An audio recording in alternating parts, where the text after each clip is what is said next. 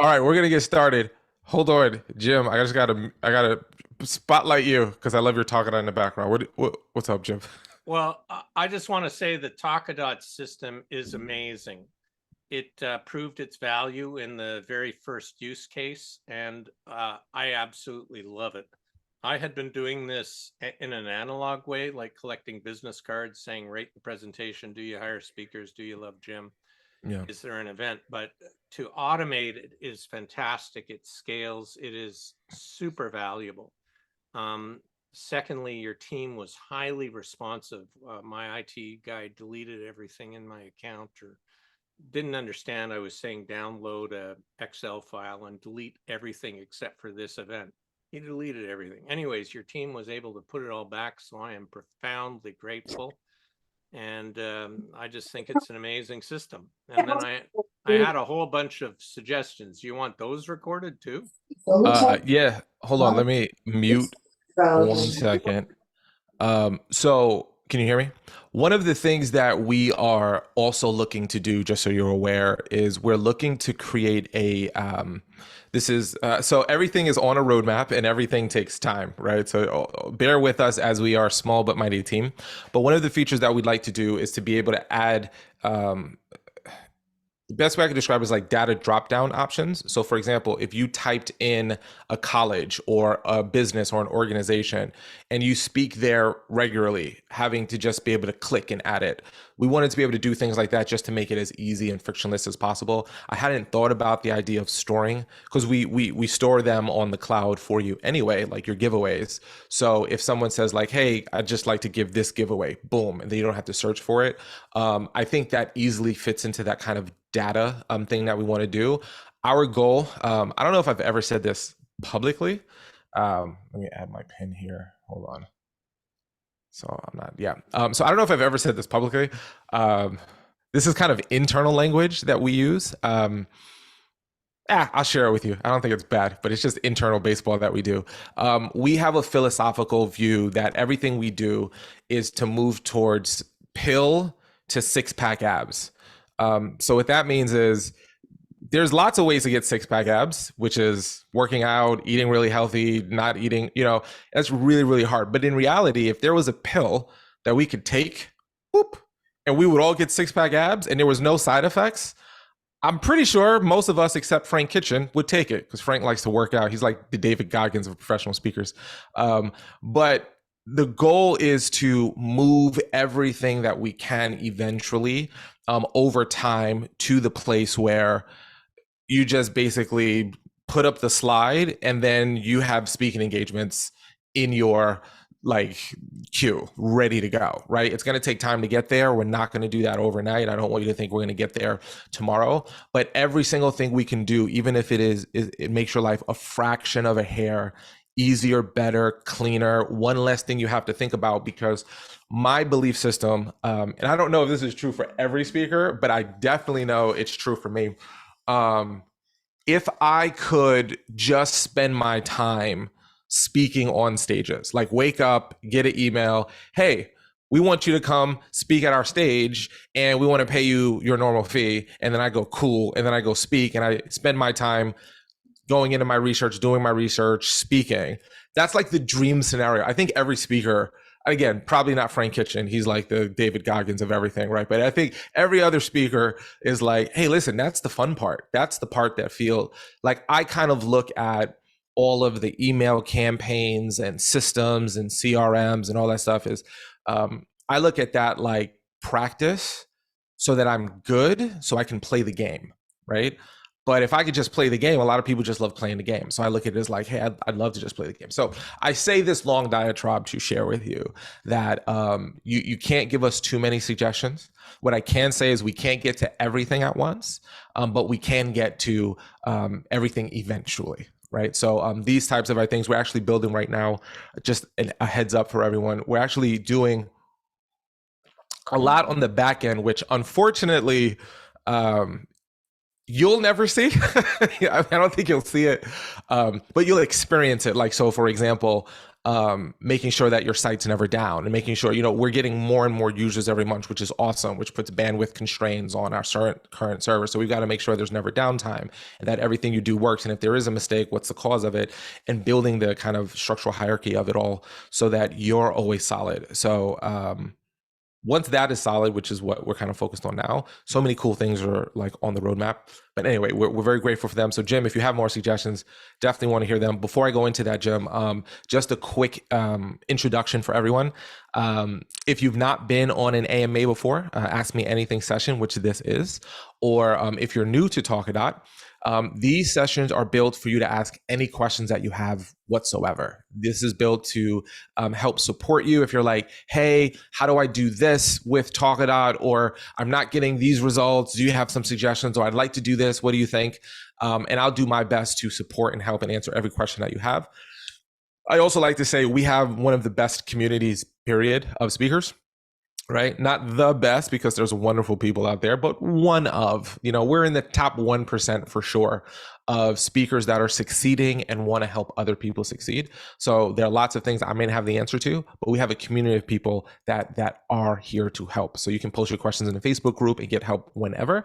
You can also come on these calls and get whatever support and help you need. So you're either on this session right now because you have a specific question and you want to get it answered. If you are one of those people and you came on this call with a specific question, just use the raise your hand feature, which is under the reactions, and then we'll just go through the queue and answer the questions.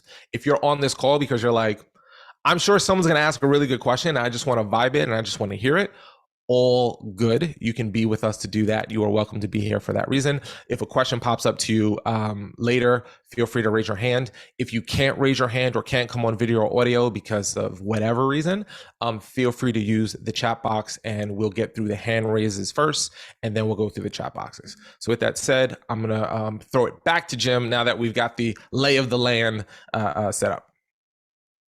Fantastic. So we currently use Salesforce, but we're thinking of moving to Monday. And we're going to be getting a virtual assistant. We're all virtual anyways, but a new virtual assistant. And so those levels of permission are great. But I wonder on the back end for automating mailouts, we're going to have we have templates already.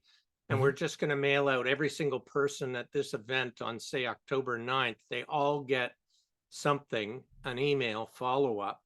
But with open APIs, which systems do you currently integrate with? And are you going to have open APIs so that with Zapier or something, we could make it work with Monday.com? Yeah, so right now we have a direct integration with SpeakerFlow, which is a CRM for speakers. We are in the process of building a Zap for Zapier so that so people can go to town. They can connect with Monday or MailChimp or whatever and have it automatically flow. Right now, there is that one logistical step of downloading and uploading the CSV file. So we are 100% going to have a Zap and some email automation that you'll have the option to turn on or off from within Talkadot itself, so that messages can go out to people instantly. So you at least got that first message to them, and then you can put them into your system. You could turn that off, turn that on. That is also a feature that we are current in the process of in the very near future building. And what does very near future mean to you? Like, when do you think that would be rolled out? By Q1 for sure. So by the end of the year or Q1, that'll be up. Fantastic. Q1 2024. Yeah. Amazing. Well, I apologize that I have to jump, but I have prior meetings booked for today. But I just want to say again, amazing system. I'm such a major fan, and I've only been using it for 2 months, and just fantastic. Thank you. I'm going to take a screenshot of you before you jump because you're a rock star. 1, 2, 3. You're the man. All right. Thank you so much for being with us, Jim. Take care. Be well. All right. Scott, what's going on, brother? How are you, Errol? Good to see you, man. Good to see you. Question is, I'm sure you've covered it.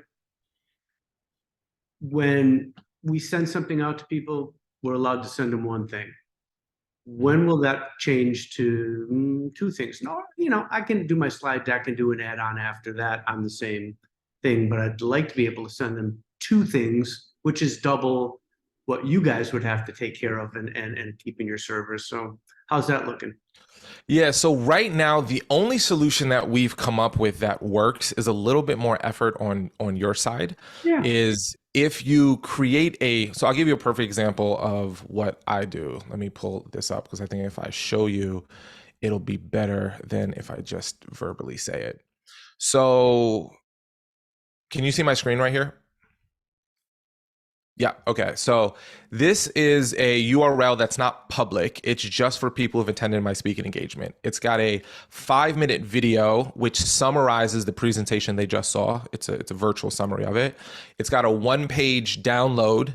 That's a summary of what we talked about. We have a graphic that they can download that is like a graphic that lots of people actually want, that usually they take a picture of. So I just put it there. And then we have a link to a research paper that backs up all of the things that we talked about. So the best way to give multiple things away is to just create a URL where you put whatever are the things that you want to give away. And when you go to create your Talkadot code, you just paste the link, arelmoody.com/cool thing. You paste the link here.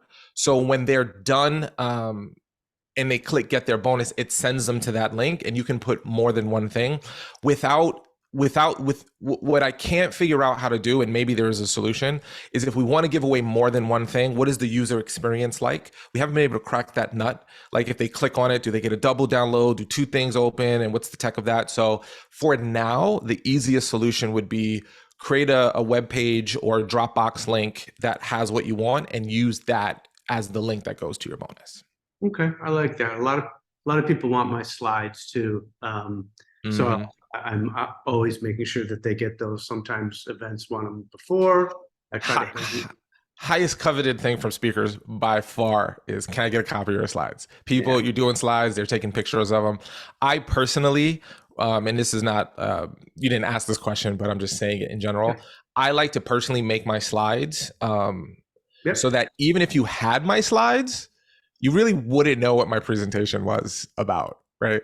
Like, so it's not like I'm giving away the farm, because I think one of the fears that people have is that, like, I'll show let me show one of my slide decks here. This is just, again, for general consumption.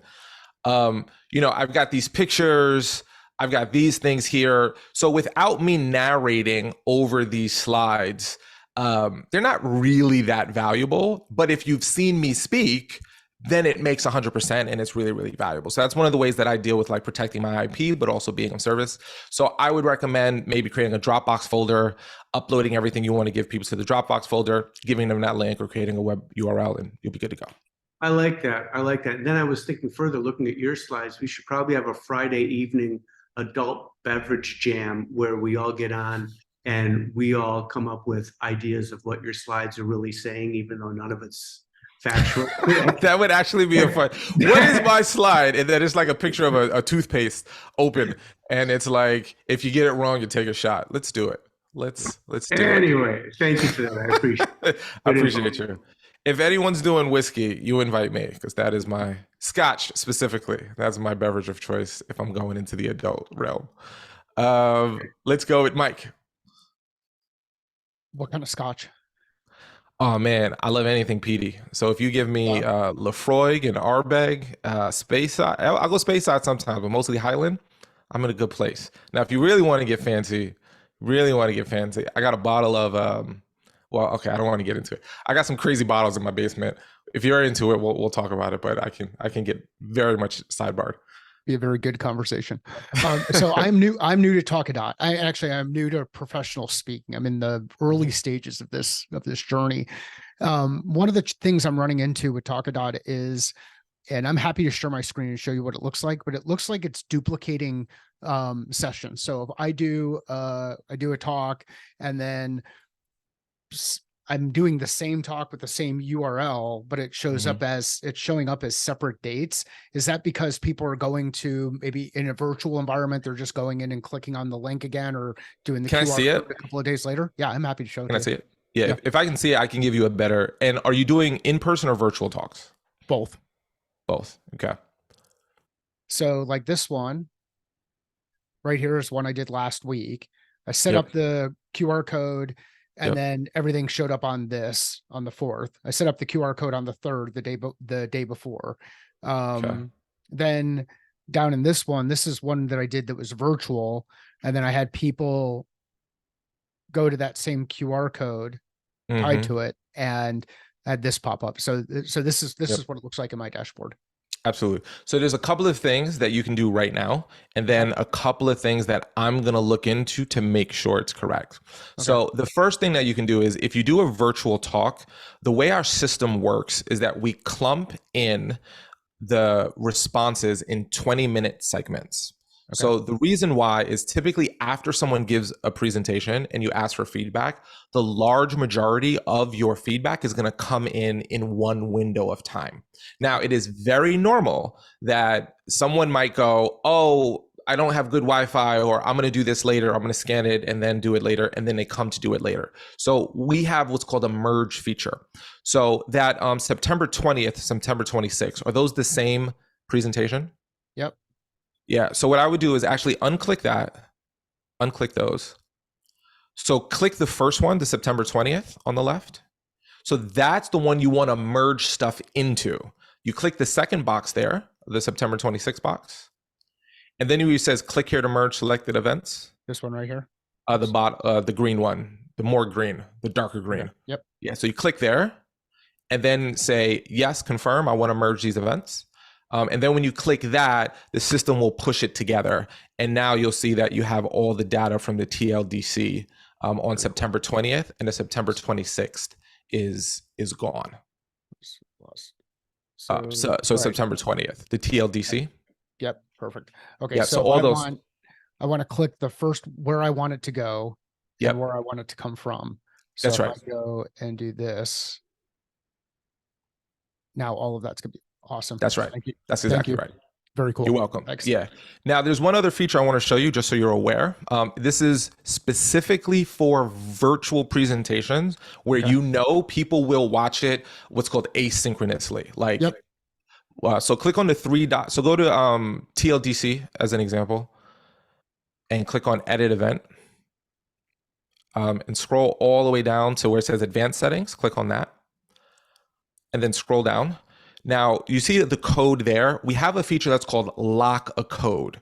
So if you're doing a virtual presentation, if you press that drop down caret arrow there, let's say TLDC as an example. I'm doing a presentation for TLDC and it's virtual, and I know I'm asynchronously going to have people watch it. Yep. If you click that and then click Save Changes, and you can undo this so it's not permanent, you're going to see that little lock next to the code TLDC. Okay. So in the future, if anyone gives you feedback now, 6 months from now, a year from now, if they use the code TLDC, it'll go into that report. Awesome. So what's very important about this feature, just for clarity, is you want to use one code per talk for this particular use case. You can't use TLDC for another talk because all of that data will go into that one report. But that's the feature for virtual talks that will make your life much easier. Very cool. So, and this is just kind of me hacking the system a little bit, but I could take that, I could use that same process to add a QR code at the end of any of the video podcasts that I do, just to get all video podcast feedback clustered 100%. into one thing. I would recommend it. Yeah. That's awesome. I'd recommend it. Very cool. Thank you. You're welcome. Thanks. Great question. Great question. Welcome to the family and welcome to the professional speaking journey. It is as equally rewarding as it is sometimes crazy making, but it's the best. I feel like if I'm getting more wrinkles and losing more hair and getting bigger bags under my eyes and all of those other kinds of things, but having a lot of fun while I'm doing it. Yeah. You know, the entrepreneurship quote that I loved when I was like, so I started my entrepreneurial journey when I was like 19. And I remember a mentor said to me, just remember, an entrepreneur chooses to work 80 hours a week for themselves so they don't have to work 40 hours a week for someone else. And I was like, sometimes you are right, my mentor. Sometimes you're wrong, but sometimes you're right. Amen. Been doing that for seven and a half years into it now, and just now getting on the speaking side. So thank you very much. This is absolutely awesome. It's great to see this feedback. Yeah, I appreciate you being here, Mike. Thank you, brother. It's Allison? Yes, you got it. Okay, Like a relative, is that right? that's perfect. Okay, That's it. awesome. Very Did you cool. come up? Did you hear me say that, or did you just come up with that? Yeah, no, I heard you say it because last Okay, time I because came on one of these, you used that. I'm so glad you remember, because that's the thing that I use, because people are always like, wait a minute, how do you say your name? I go relative. I was like, thank you, Allison, because there was one part of me that wanted to say Allison, and I was like, that's not gonna be right. I'm not gonna do it. So anyway, You did perfect, Allison. I'm a Talkadot lover too. I have a question about Talkadot ratings. I just saw, I think, Mike Simmons's screen. I'm getting good ratings. Okay, fine. What I want to know is if I'm thinking about the people in the audience. What's the average amount or average percentage of responses that people get from a crowd? Is it 20%, 50%, 80%, 100%? Do you have that data? If not, could we collect it and could it be put on the roadmap?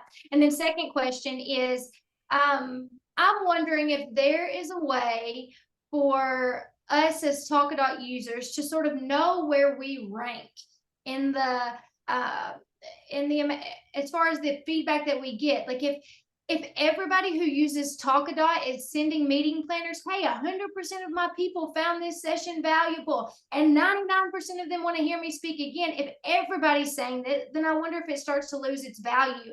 But I also wonder if we could say I'm in the top 5% of Talkadot speakers, like if that becomes a thing. So I hope that makes sense. it does. Yeah, these are wonderful questions. So, couple of things to point out. So, if any, I'm going to share my screen. If you're unfamiliar with this feature, this is one of the ways that you can keep track of how many people, what your percentages are. So you can go to any event. So this is like my dashboard here. I can go to any event and click edit event, and then I can add how many people attended on step 6. Right? So you can usually only do that after the event happened. And this is either very estimated, or you ask your host, like, how many people are here. I typically ask my host how many people are going to, that's part of my pre-event questionnaire process. I don't know if any of you have a pre-event questionnaire process, but I always want to know, am I speaking to 800 people or am I speaking to 80 people? So I always ask how many people are there to first get a rough guess. Then when I'm there, I do a very cursory head count to go, are we in the same ballpark? So what I do is I put 100 here, and then we'll tell you how many responses that you've gotten. Oop, I clicked on it. How many responses you've gotten there. So that's a way for you to be able to see how many people attended versus how many responses. What we would love to do over time, and this is, we're gonna do this, but this is not gonna be the end of this year or Q1, because it's like really cool to have, but there's a lot of other core functionality we want to do, but it is 100% on our roadmap, is we want to be able to give you reports. So those reports are going to look like this. What months are you most booked? What talks do you get most booked for? What's your average percentage of completion? So you're going to get reports like that, because one of the things that I think is super valuable for a speaker, but we don't necessarily do typically a great job of as speakers as a whole, is if I say, how many events have you done? What's your most valuable event? What months do you speak the most in? We kind of wing it. And you may be totally different. I'm not like judging, but I know I do. Like, I'm kind of like, yeah, like that many. So we want to be able to give you the ability to do those reports for yourself. And then what we would like to do, which we don't have this functionality now, and we've got to figure out all the details on how to do it. But what we'd like to do is have categories, like the top female business leader speakers, the top AI speakers, the top, and then based upon audience feedback and rankings, we can give like, here's a, and then we, there's lots of things we've got to figure out in terms of like, what's the minimum amount of responses? Because if I get one response and it's all 100%, I clearly am not the best speaker in the world on a subject, right? So having that ranking system, that top 20, is something that we think would be really cool and also very helpful. So we will have that as well. And one of the things that we will look into is making sure that, so here's kind of the interesting place where I think we are. The only speakers who actually want to get feedback are typically the kinds of speakers that aren't afraid to get feedback. Does that make sense? Like, I want to get feedback because I speak to a lot of speakers about Talkadot, and they're like, I don't care what the audience says. And it's like, for real? Like, you don't? But I realize what's kind of implicitly being said within that is, I don't know if I'm going to get a good score, and I don't want to. And that's probably one of the biggest fears that we hear from speakers. But what if I get a bad score? What if they don't like what is this whole time they like me? So there's a big fear of that. We're small enough right now in terms of total pie. We probably have 1% of total speakers using Talkadot. So it may seem like, hey, lots of people are doing like 90s and 95s, but you're all early adopters, right? You're all literally the earliest people that are doing this, because you're also the people who are least afraid to put your stuff out there and have it judged. So over time, I think you will see a course correction of it, because what our vision and hope is Talkadot becomes so standard that if you're not using Talkadot, people are going to be like, you know, what's wrong with you? Why are you not? So I'm hoping it's kind of like Google reviews and Yelp and all that kind of stuff, where it's like, it's almost assumed that you're going to have them. And then you're going to start seeing more of that balancing and correcting happening over time. So it's more of the timing of it, and then we will be able to rank those, and we'll be able to see those as well. Awesome. Very cool. And I think some of that will be helpful if I'm not doing it on e-speakers. Some of that will be helpful for CSP application in the future. So very cool. Thank you. Yeah, and that is something that we don't have any kind of verbal agreement with or anything with NSA. In terms of this, but I think it would be super awesome. So if anybody wants to, if any of our NSA, CSP members, CPAE members want to put a little birdie out there, like, wouldn't it be great if we could just link our Talkadot data up for our CSP requirements? Wouldn't it make it so much easier? Feel free to Hey, Arel. float it. Arel. Yeah. I'm on the CSP committee, so you're more than welcome to talk to me. I'm floating it to you right now, Frank. Hey, There we Frank. go. Hey, Frank. I was just going to say the same thing. I said, I know a couple of people on the committee, and one of them's on this call. So you're well, you're if there was any way for us to connect that in any way to make that part of the process, to make it easier, we would love to have that conversation, Frank. Love to. Cool. Any other questions, Allison? Okay, awesome. Thank you so much.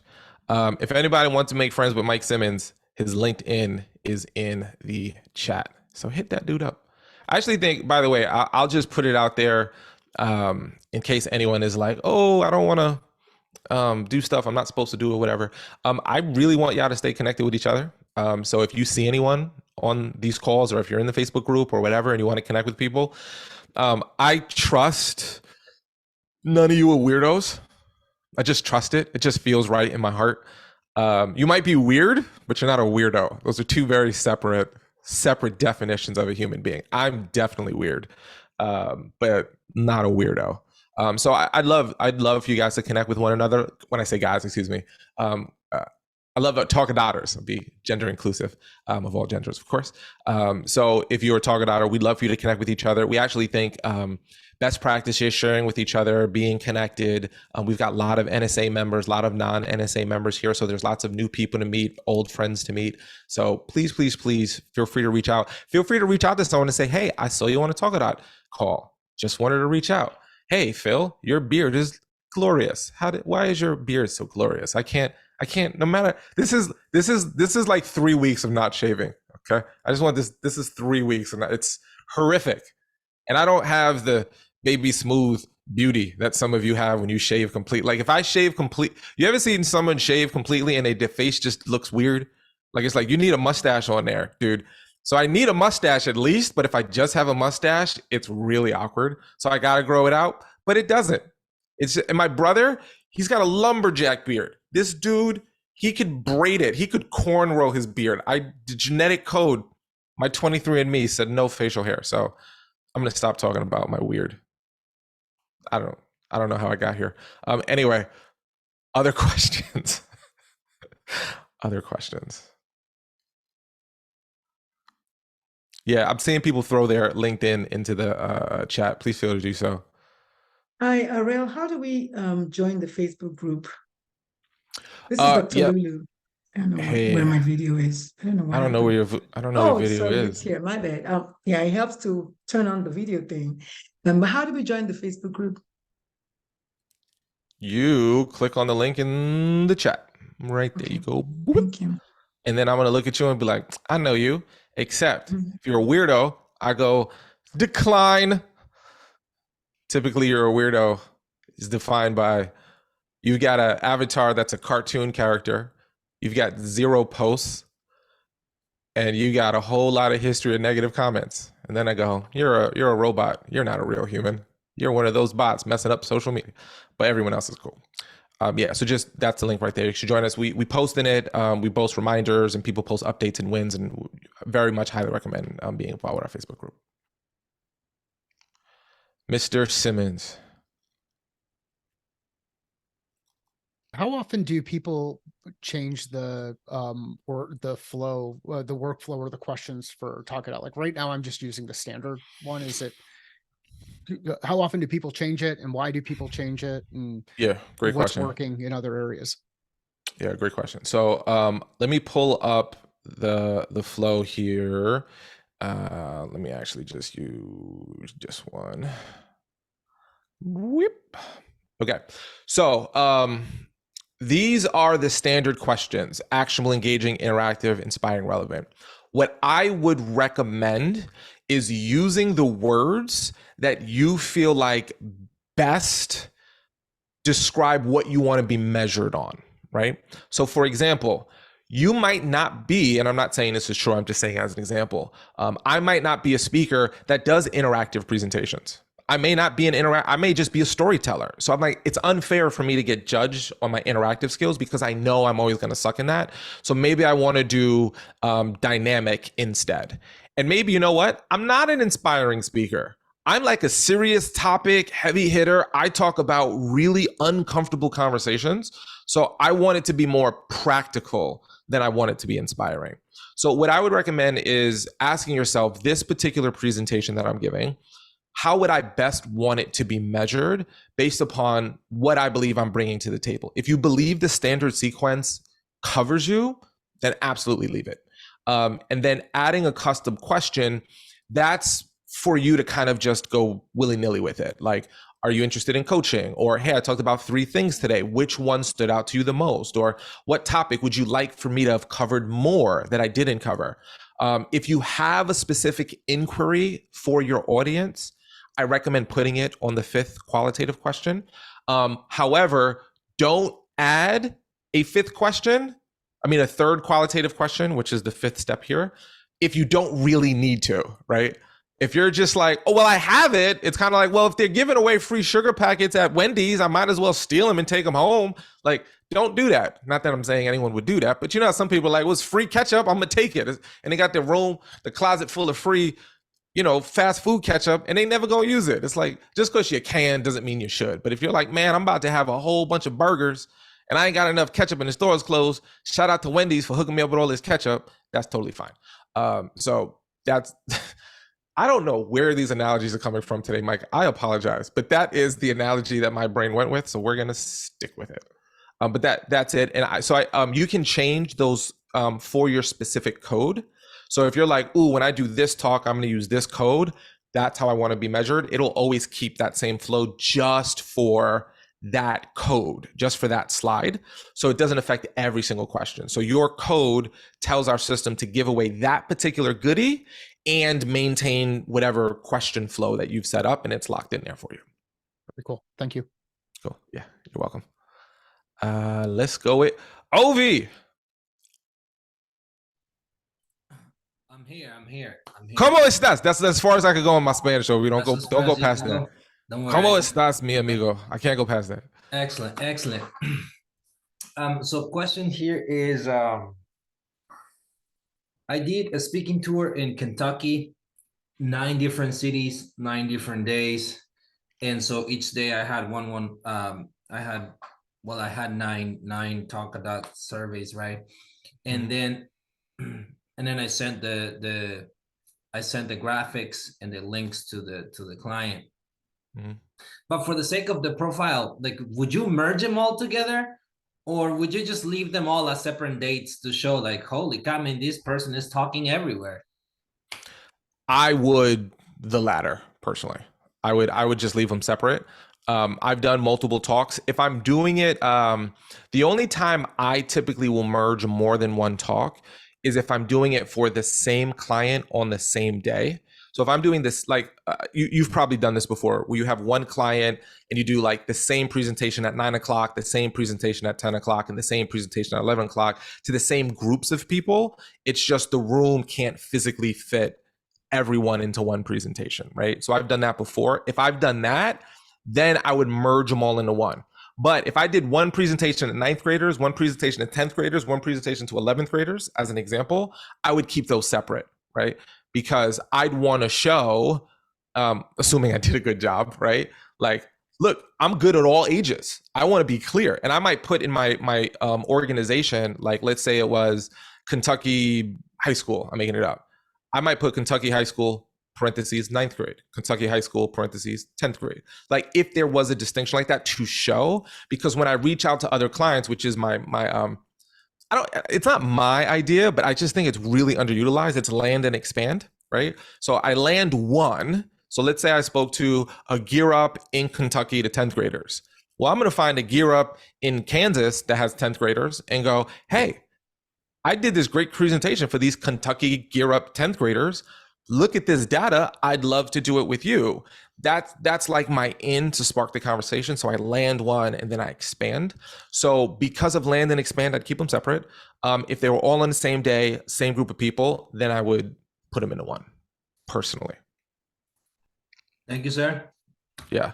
It's Spanish great is to hear. coming. I know that's one of your questions. It is I deep. needed like yesterday. It is so local is so what you're asking, and Ovi is a wonderful speaker, also speaks in Spanish as well. Our tool, so if he's speaking to a primarily Spanish speaking audience, an English version of a tool, we don't have what's called localization yet. We also have members from like Europe that use our tool, and they're like, organization is spelled with a, however they spell it. They spell it differently than we spell it in America. With an S, and they're like, you're spelling it wrong, and I'm like, oh Lord, then we'd have to figure out how to localize it to you, and it's geographic, like, sure, it's so simple for the user, but so complex on the back end. So what we are hoping to do for full transparency is we want to nail everything as best we can on the English side, so that when we do translate to other languages, which we 100% will, we're translating without, because then when you make a change here, you've got to make a change to like every single one and make sure they're all compliant. It's a whole thing, dude. And I want to get there. It's not like gonna happen tomorrow. And I know I wish it would, but if you stay with us and you do whatever you've been doing, we will get you there. I promise. Okay. I just tell the parents, ask your kid to help you. Right. Yeah. They can't I don't know. help Maybe, you know what, maybe we could do. Yeah. Oh man, y'all want to see something bonkers? That's totally. I'm gonna show y'all something bonkers. Hold on. This is the world we live in. I'm not sure how we can use this just yet, because to my knowledge, it's not perfect what I'm about to share with you, but it's getting there. Let me see if I can find it. Golly, this blew my mind. All right. I don't know how I'm doing this stuff with y'all today, but we're gonna do it. So this is me. This is a Talkadot video. Probably a Talkadot video you've seen. This is what AI could do. This is fully AI generated. I had nothing to do with this.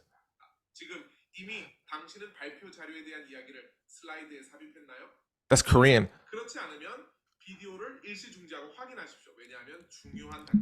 Can I hear this? Yeah. 슬라이드에 대한 이야기를 넣는 것은 닿는 부분으로 들어가기 전이 가장 좋은 장소입니다. Okay, so so what's crazy about, so like I'm playing around with some tools with AI to see if like AI might be able to speed up some of these things that we want to do. What's crazy about that tool is that it actually changes your lips so that it's moving in the right language of the language that you're speaking. It's not perfect. the mouth moves off your face a little bit. And to my understanding, if people who actually understand the language are to read it, it's good, but it's not perfect. You know what I mean? Like it's still like it's a little off. It's like, I give you salutations today, my companion. It's like, how you doing, my friend? Like, yeah, anyway, stuff like that. Anyway, so I'm going too long on this. Ovi, stick with us, brother. We got you. Oh, I'm in for the long ride, my friend. I'm in it. So, yeah, this year I'm doing 300K. So, it's great. Shout out to Ovi. If y'all don't know about Ovi, you should know about him. Ovi inspires. Dude is a rock star. Ovi, how long ago did we meet, dude? I first just saw you from, I saw you in a pedestal. No. It was like 10 years ago. You were doing entrepreneurship tour in Hayward, California. Yeah. Chabot College. I was not even in college or anything like that. I just saw you doing the tour, doing the hi-fi, doing the money exercise where they have to climb up and get the money. Memory strong, dude. And I was like, man, this guy, he's on fire. I didn't speak good English back then, but yeah, I mean, I've been speaking now for 10 years, and it's my projection next year is 700K. Oh, he's crushing it, man. It's crushing it out It's here. off the charts now. Come on. So listen, this dude, like I'm so excited about Ovi, and he's just been crushing it. And it is very, very rare, but so beautiful. As professional speakers, if you've ever had an experience like I'm having here with Ovi, where he attended one of my speaking engagements that I did like over a decade ago, right? And now he's here living his dream, crushing it. It's like, it's the thing that we all envision, speaking, impacting lives. So I just want to give you my flowers right now, dude, to say that I am so incredibly happy for you. And it just means so much to me to have this connection and relationship with you that's so special and unique. And I'm so grateful that you're impacting lives, dude. So thank you for being with us on this journey. Yeah, dude's the man. Dude's the man. All right, more questions. I feel like I saw hands go up and the hands went down. I don't know what I have happened. a question for Ovi. How is he getting these paid gigs? I just wrote there that we're still trying to get paid gigs up in here. People still want to know. Ovi, you got any?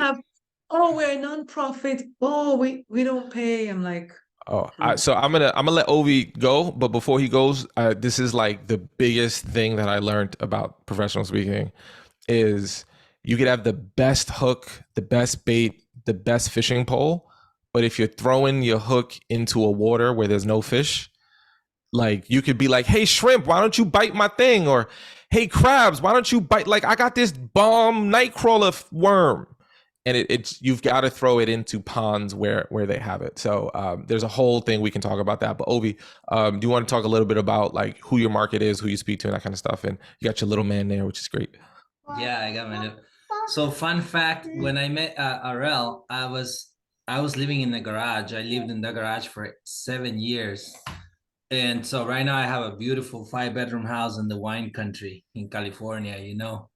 It's been great. But how do I get paid speaking engagements? I purchase everybody's courses, Arel's trainings, Odell's trainings, everybody. I invested probably over $80,000 on my speaking journey. But to be candid with you, if you didn't buy any training whatsoever from anyone ever, I would only make a list of conferences that are already happening, that already hire a speaker that speaks on what you speak about, and I will send them my demo video, which you should have at least by going to give a free speech somewhere. If you only did that and you didn't get any training from anyone, you will get paid to speak because those conferences already hire somebody else. They already have the money. They already have a conference. It's just a matter of them choosing you. It looks like you are Dr. Lulu. You are a doctor. So I started without books, without being on TV, without a college degree. And so that's what I would do. I mean, if you want the short answer, that's the short answer. If you want the long answer, you got to take everybody's courses and learn how they all do it and learn it to do it your own way. All right. So I'm gonna, Ovi, can I go a little deep on what you talked about? Do you mind if I do that? Absolutely. Yeah. You're the master. No, listen, you're clearly crushing it. So, Dr. Lulu, let's say, for example, and I don't know what your topic or your message is, but let's say you looked at me and you were like, "Ooh, I think Arel Moody is like, he gets paid to speak clearly." Right. So this is it's actually a kind of a simple thing Ovi just said, but I want to just put people on the game. You can type in anybody's name. This is like Google. It's not like this is a cheat, right? You can type in anyone's name and the word conference. And then like these conferences that like I've spoken at, they're going to list my name and where I've spoken, right? Like, and they're going to have pictures of me, and you can click on these things and then go, oh, what is this conference that, Arel spoke at? And then there's images and stuff like that. So like, if you spend a little bit of time, like thinking around, I'm not going to do it to anyone else because I think it might be a little weird, but like I can put in anyone else's name, and the word conference, or I could put anyone else's name and the word keynote speaker. Yeah. I could put Ovi. We could do Ovi right now. Let's see where Ovi be at. Come on now. Let's put spell out full Ovidilio, and you will not miss. Let me spell it out for you here. Hold on. Ovidilio Ovi and then conference. Vasquez. Yeah, so that's the key. You reach out to them. This is no guesswork. Even though I speak at schools, if you want to know my target audience, I speak to mainly Hispanic audiences. They tend to be students, but I don't call up schools. I don't email schools. I figure first go to the conferences. They already have money. You already know when they're happening.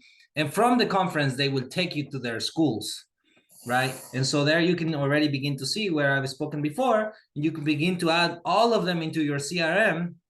And we use a CRM called SalesMate. I know Arel recommends another CRM that I don't use, but just use your own tool that works for you. But nothing will work unless you work. And I did all the work this all by myself until I hire assistants. I have 5 virtual assistants right now, and they're all working around the clock. This is something strategic that I did. You hire virtual assistants in different parts of the world. So they're literally working 24/7 in the times in the US, but in their own time, they're working during work hours. So that's it. But look, if it inspires you, I'm a farm boy raised in the sugarcane fields of Guatemala without electricity, And when I met Arel, I had only been in the US for like 7 years. That's why I couldn't speak good English back then. But that's it. That's all I got. Yeah, there's a I want to answer other questions here, but I think this is an important topic for getting the ball moving, because momentum is so important in the speaking industry. Once you get momentum going, life is way easier. The cold start problem is like for sure hard, but ultimately, I call them pregnant pet presentations. So there was an analogy that was once given to me that if you had like 5 kids, but you can only buy 1 pet, what's the best pet to buy? A pregnant one, right? Like a pregnant bunny, because the bunny is going to give birth and now everybody got a bunny. So like everyone gets a pet, right? If you wanted everyone to have a pet, right? So speaking at conferences, where your ideal clients are, right?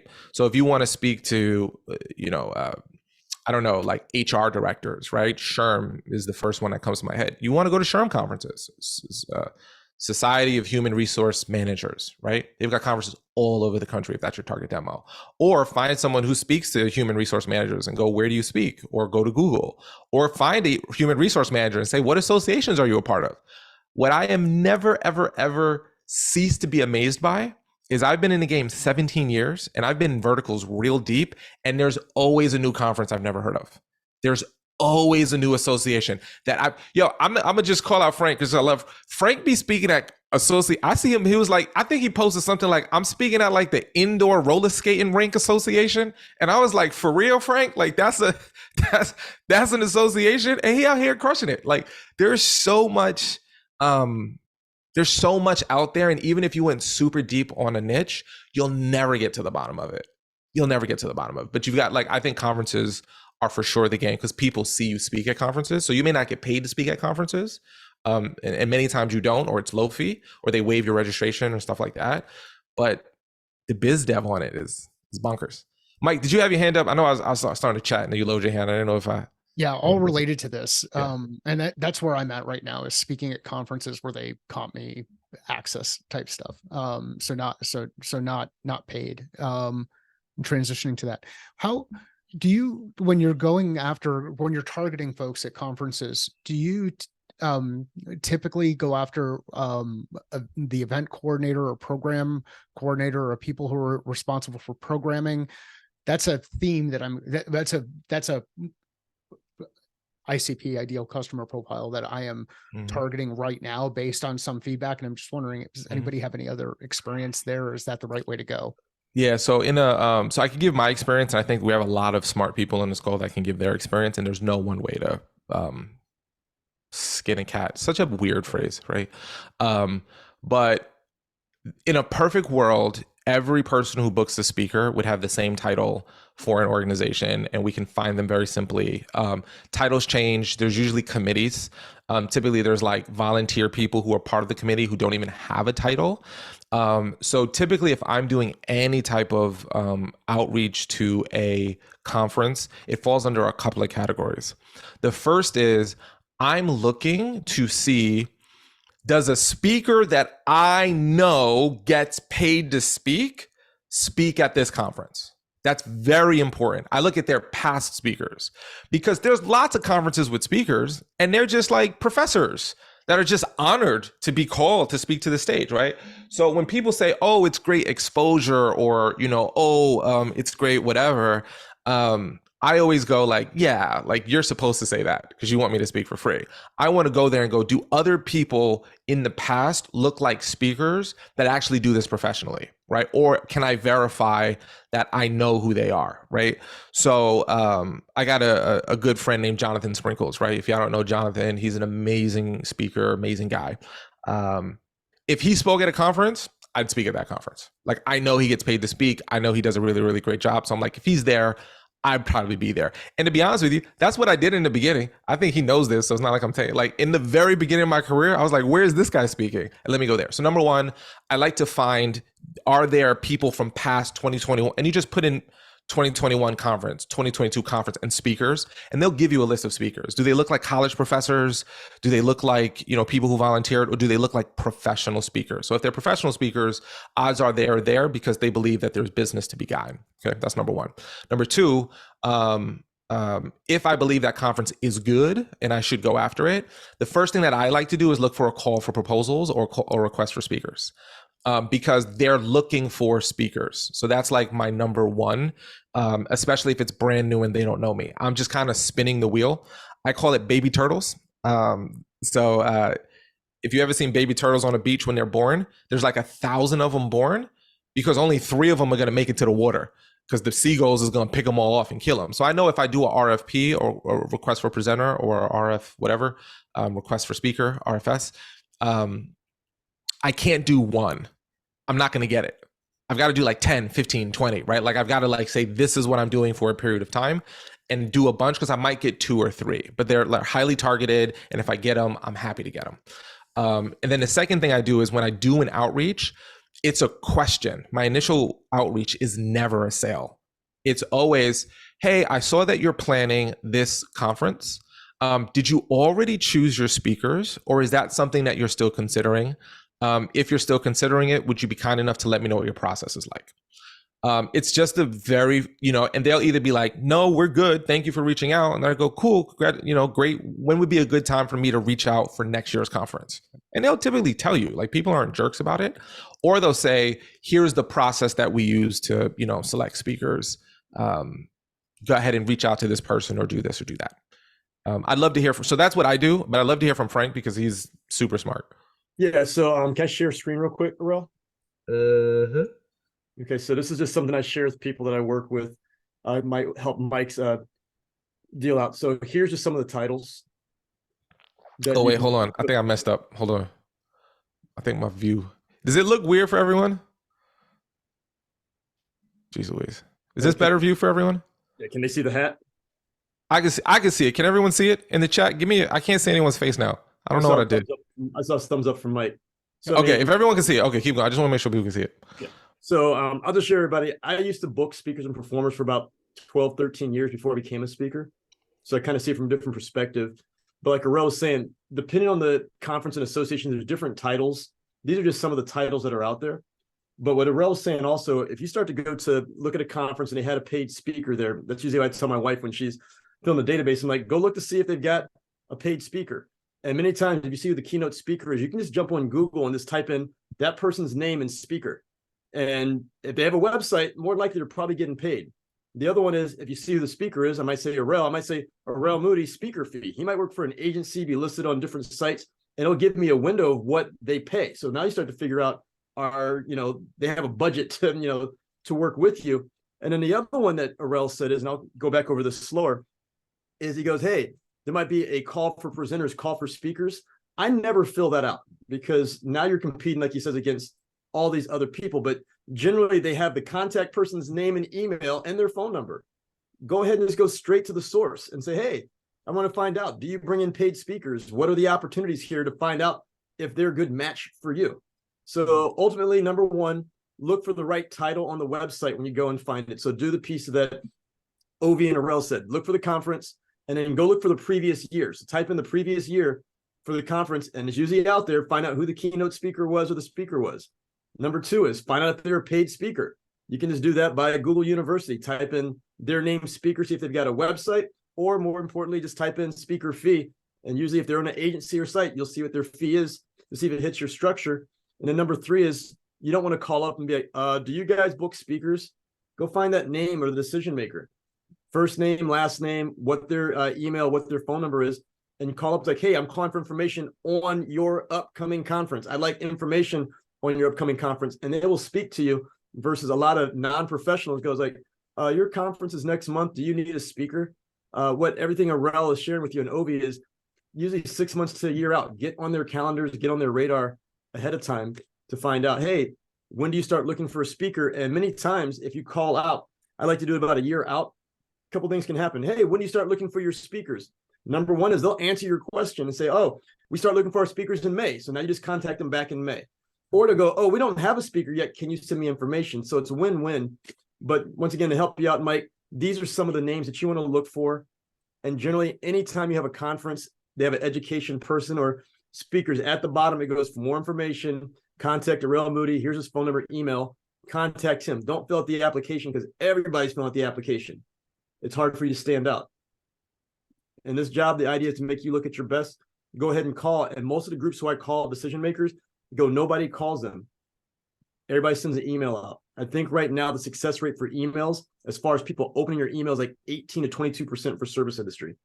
So we might send out 1,000 emails, and it means maybe only 200 of those emails are going to get open. It doesn't even mean they're reading the email. So back to what Obi said and Arel said, go to some of these conferences, especially if they're local within your area.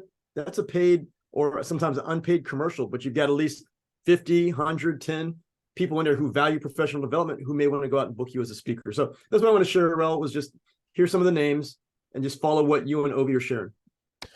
And that, my friends, is how you spice up your speaking business. That's how you spice it up with Frank Kitchen. You want to know what Frank is cooking?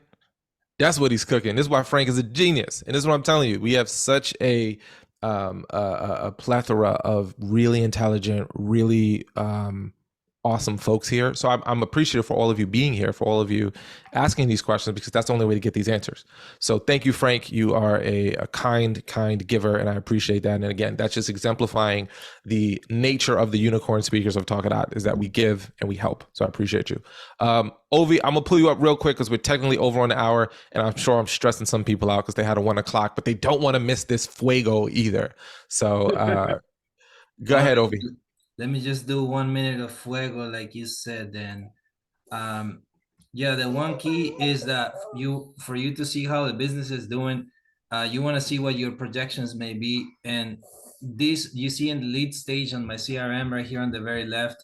We have 3,000 conferences, and as Arel says, there's always a new one. And these are only conferences that hire people. These are not for me to submit a proposal. I think it's a waste of time. And so if you see in your projection $15 million, you close 10% of those business, you'll make 1.5 million, right? And then you just keep on tracking how you're doing with the business, just keep on dragging it. And right now I've got like $54,000 of signed contracts right here. But yeah, just keep on doing it. And I think you'll get there. I think you just never stop. I mean, as a motivational speaker, you want to leave your message. if you tell people don't give up, you yourself have to be the first one not to give up. That's right. That's right. I always believe that whatever is your message is what you'll get tested on, right? So whatever you teach, you get tested on. I think it's just historically true. So if you teach grit, you're gonna find out how gritty you are. If you teach like happiness, you're gonna get really sad, right? So like whatever we teach is what we get tested on. So I'm just a huge believer that those tests are, I think, there's a phrase that I love that's called God winking, where you say, oh, this is what I believe in and this is what I stand for. Then God goes, all right, let's find out. Let's see. Oh, that's what you believe in? All right, let's test you. And then if you pass the test, like I'd like to think that like you don't get tested anymore, but that's not how it works. We're always being tested. But it's not hard if you truly believe it. Okay, Lakeisha, you got your hand up. I'm gonna hit you up.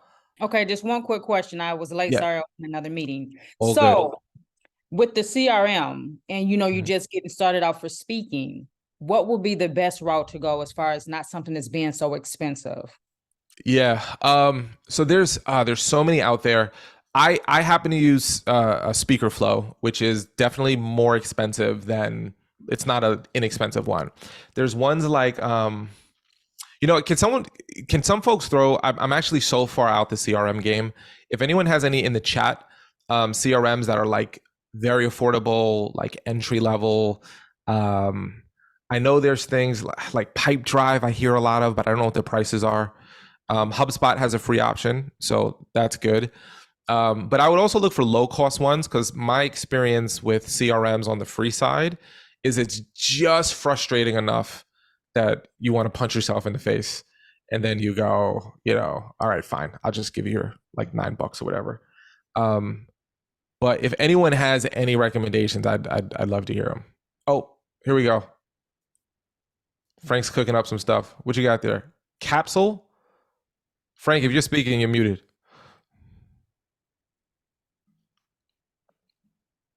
Frank, are you speaking? I got hit the right button. There you go. I mean, these are just some of the groups that are out there, but the big one, Narelle, is you have to kind of go play around with some of the different, CRMs out there, but most will have either an entry level or no cost one, and do what's best for you now. Do the free piece, and then as you need more, add on, then you can pay and then keep going up. So most are pretty similar. It's just a case of how you set it up and how you use it. So almost every CRM, you can just go out there and Google and say, hey, CRM comparisons, read it, try it out. It's almost like cell phones. Some people are Apple people, some people are Google people. You got to figure out what works best for you. And as you said, there's a lot of low cost, like I'm thinking even like, for example, Zoho, which rolls into speaker flow. And then they have like a very low cost entry level one, which is this basic, like, hey, here's the name, phone number, email. But then you start having the piece about email blasts and pieces. As you bring money in, then reinvest that money into stepping up to the next levels, just like how Talkadot works. There's the entry level and then there's the paid level. So when you talk about Lakeisha with any of the CRMs, I'll tell you, get a CRM and start to play around with it. But almost everybody has like a 1 week free trial or something like that. See what works best, or talk to the people within your network and here and say, hey, what do you like best about yours? And then go give it a shot. Yeah, and I think you said something that I think is also super, super important. The best CRM is the one you actually use. And as someone who's tried Salesforce, and I was like, this is too much. I went through some other ones like Sugar and some other ones. The reason why I ultimately went with SpeakerFlow is because when you work with Taylor and Austin, they like build out the infrastructure so that it's just doing the stuff you need it to do. It's like in a perfect world, I just want to do this, right? Now there's lots of great services out there that can do that too. Like I think Pipe Drive, I keep hearing that one. I think it's Pipe Drive. If someone let me Google it. Yeah, Pipe Drive. And I think that's like $15 a month, right? For their basic plan. The most important thing is to spend a little bit of time to make sure you're using it correctly. A lot of people start with like Google Spreadsheets. Like that's like almost everyone's first CRM is like a spreadsheet. And I like Google Spreadsheets because I can share it with people and collaborate and that kind of stuff versus Excel spreadsheets. I'm sure Excel has an online option too, but Google's free. So that's kind of where you start. And then you got to ask yourself, well, what are the things that I want to do? And a lot of times you find out the things you want to do because of stuff you're frustrated by. Like I can't keep track of like, this person contacted me, but I forgot to keep track of it. I got to keep track of it. Okay, so that's important to me because people in their CRMs, they can get cuckoo for Cocoa Puffs, like just complex. So someone can tell you, here's what I do, but that's because it works for them. Ultimately, you've got to figure out which ones work for you. So I would say just start with anyone. So you could start with Zoho. They've got a CRM tool. So SpeakerFlow builds on top of Zoho. So you could jump directly into Zoho, and they may even have a free option. So you can play around with it. And then ultimately you can make it do what you want it to do. Or you can go to Pipedrive or that kind of stuff. So super simple. Awesome. Thank you. Yeah. Happy to answer. Monday too. Yeah. Monday is a great one. Monday is, I actually use Monday in a different business. So I have a couple of businesses, and another business that I use, we use Monday because one of my co-founders, that's where he's most comfortable. I'm kind of agnostic, to be honest with you. So I wasn't like, I'm going to fight really hard for one. So they all work. This was great. Thank you all for being here. This was super, super wonderful. Happy to help anywhere I can. If you have CRM questions, Mike says this is the area that he works in. So reach out to Mike Simmons, and I think he put his, maybe throw your LinkedIn in there again, Mike, because in case people didn't get it. But thank you all for being here. Thank you for being part of our AMAs. Continue to show up, continue to ask questions. A lot of times we learn just by being here. So keep showing up, keep asking questions. I will always learn from you. Hopefully you learn from me, but I definitely learn from you. And keep being Talkadoters. Spread your content, spread your message, impact people's lives. That's what we do. So I'll see y'all next week. Y'all have a great day. Ariel, next week, can you talk about what CRM is? I didn't want to say anything. Some of us are physicians, and we just don't know these things, but everybody has thank seen, you. everybody knows everything. It's just this, I see that a lot. You can't do that in a room full of 20 people. Not all of us know these things. No, that's a very, so I'm so glad you asked that, I'm right? a physician, and I know if I walk in the room and just start telling you about the surgery without telling you what you have, come on. So No, anyway. that's such a great point. So a CRM stands for a customer relationship management tool. So basically, imagine Dr. Lulu, you're like, all right, I want to reach out to these 20 people. How do you keep track and organize? Like, okay, there's a conference I want to reach out to.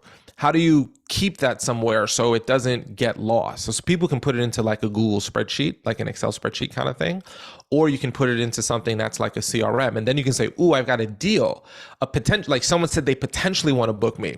So where do you put that information that someone potentially wants to book you so that you don't lose track of it? Now, usually when you have one or two, it's kind of easy to hold in your head.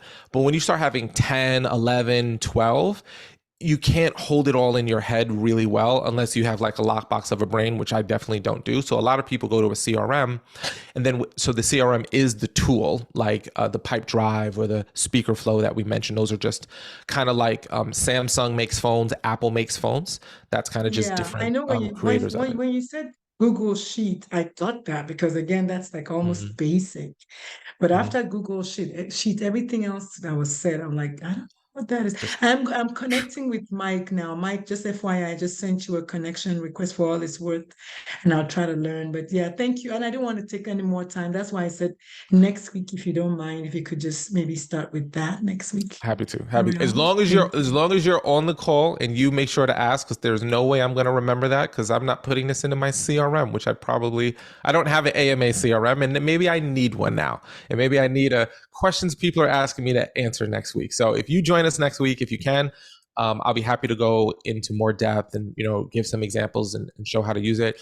But the easiest way to hold it in your brain is take all the stuff you need to do for your business. Who are my leads? Who are my contacts? Who I need to email? Who I need to send a contract to? Take it out of your brain and you put it into a tool, a software, and it holds all of it and does it for you. It becomes increasingly more valuable the more deal flow that you have.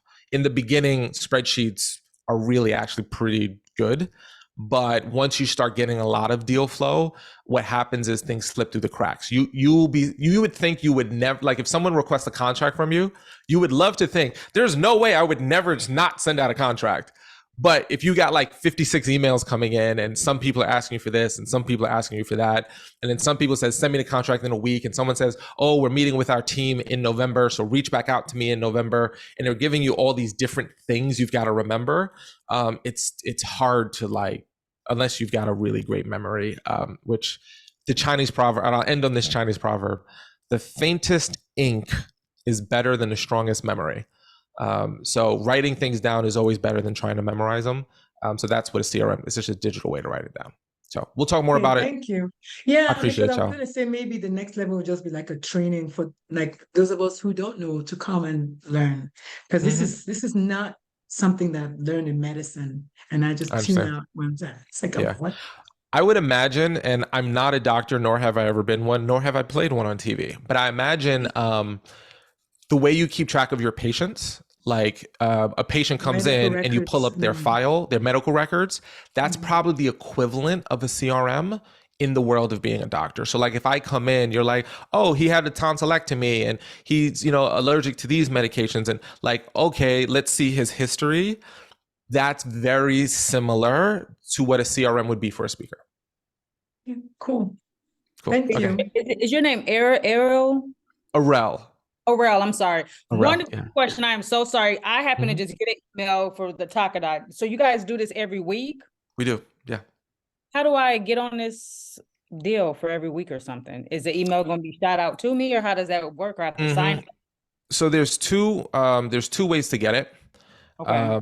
So the first way is manual, which is if you just go to our website, which is talkadot.com, and you scroll Okay. all the way to the bottom. Here it is. We always have our next AMA sessions always posted on our website here. And we send an email out as well, reminding you. There should also be a calendar invite that you can accept that puts all of them into your calendar. So if you haven't gotten that calendar invite, just send an email to hello@talkadot.com, which I just threw in the chat, and say, hey, could you send me the calendar invite for the upcoming AMAs?